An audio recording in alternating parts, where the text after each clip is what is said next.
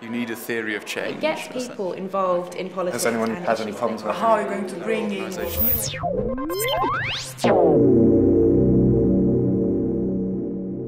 Now we're all here today because we believe that activism, organizing, and campaigning can change the world.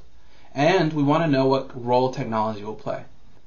I have a feeling that Clicktivism, which is the current conception of how the internet will combine with activism, is not only detrimental to activism, but is actually something that will start to leave behind as more and more people realize that the combination of marketing with computer science was a good idea at first, but is actually harming us as a movement today. So what is Clicktivism? Clicktivism is a specific use of technology that combines the tricks of marketing, such as market testing messages, A/B testing things, and it combines that with computer science and the ability of databases to track members who click on links. So Clicktivism, when I say Clicktivism, I want to refer specifically to that combination of marketing with computer science.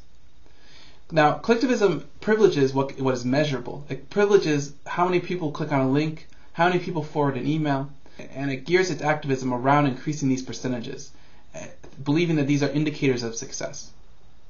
I had an epiphany about a year ago when I was working at a collectivist organization, and we were following all of the best practices. We had 700,000 members, and we were trying to encourage them to engage in the U.S. Census. Now, the first draft of the email that we were going to send out to this list was passionate. It talked about the role the U.S. Census played and linked it to political engagement. It tried to get people excited not just about the census, but about the possibility of, substantial political change, systemic change. When we sent this email out to a subset of the list, it got a dismal click-through rate of about 2%, a very disappointing click-through rate. So then we started to tweak the subject line. We made it more vague, and we tweaked the subject or the message body by making it more generic. It all became a game of making the email more vague so that more people would click on the link. Eventually, we ended up increasing the click-through rate by making the email read like a sweepstakes. It was something like, click this link to find out how you can win money, kind of tone. And in that moment, I realized that we had increased the click-through rate, but we had completely removed the political content of the email. And I wanted to know, why are we privileging these percentages that are simply, blips in our logs and not the political content of the email?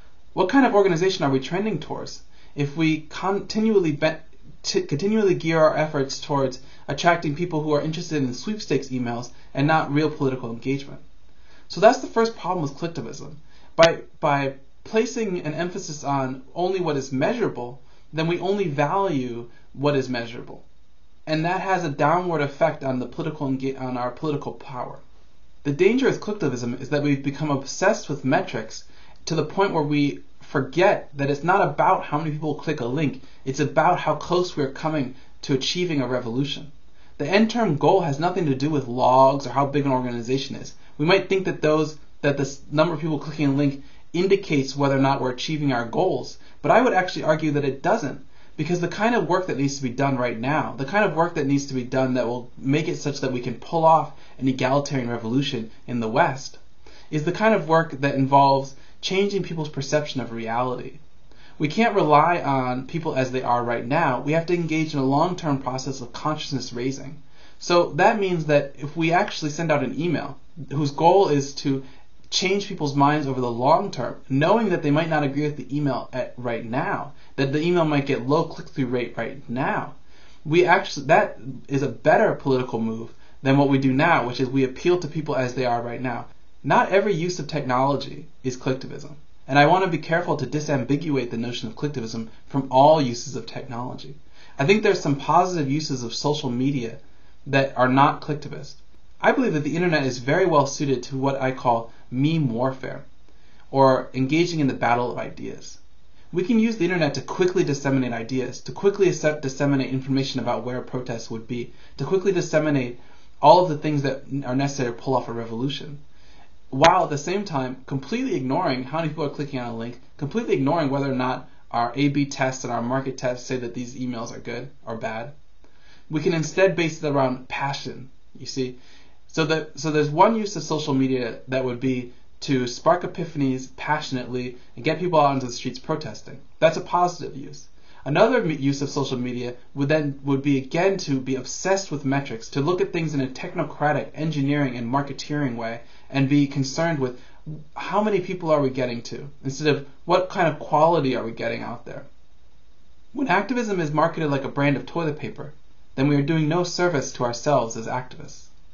The problem with Clicktivism is essentially that we've accepted the ideology of consumerism, the very ideology that we're trying to oppose in our efforts as radicals and activists and organizers. The message I want to leave you with today is that if we want to spark a revolution in the West, we need to stop looking at our metrics, we need to stop looking at our logs, and we just need to start tapping into our passion again. We need to reconnect with actually believing that revolution is possible. We need to get back to the power of ideas, the poetry of deeds. We need to get people to be excited about the possibility of revolution. We need to change people from who they are today into who they should be tomorrow or the next day.